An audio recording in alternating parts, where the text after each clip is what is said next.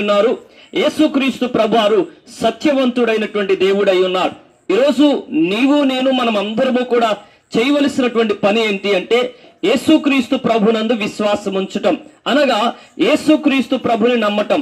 ఎవరైతే యేసుక్రీస్తు ప్రభుని నమ్ముతారో వారికి కలిగేటువంటి ఆశీర్వాదం ఏమిటి, వారికి కలిగేటువంటి దీవెన ఏమిటి అని మనం ఆలోచన చేయగలిగితే, యేసుక్రీస్తు ప్రభువారిని కలిగి ఉన్న ప్రతి ఒక్కరికి కూడా నిత్య జీవము అనగా పరలోక రాజ్యాన్ని వారసులుగా ఉండగలుగుతారు, పరలోక రాజ్యాన్ని సంపాదించుకోగలుగుతారు.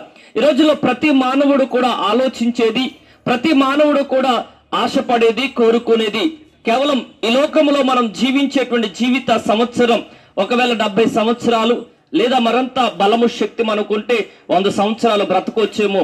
కానీ ఈ ప్రపంచంలో ఉన్నటువంటి ప్రతి మానవుడు కూడా ఏదో ఒక రోజు మరణించాల్సిందే. అలా మరణించినటువంటి వారి జీవితాలు